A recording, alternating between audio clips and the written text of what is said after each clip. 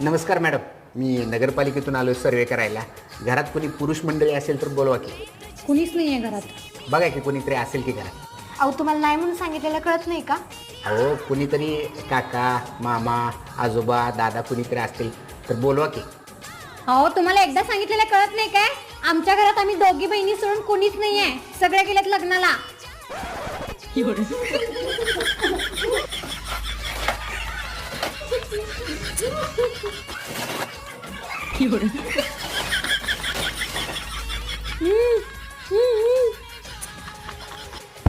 काय अरे बाबा, आमच्या दोघींचं सगळं सोनं नाना घेऊन चाललायस व्हय तू? बाजूच्या रूम मध्ये ना कपाटात आमच्या वहिनीचं लई सोनं पडलंय, ते बी घेऊन जा. बरं झालं वहिनीचं पण सांगितलीस. आपली वहिनी लई कडू आहे.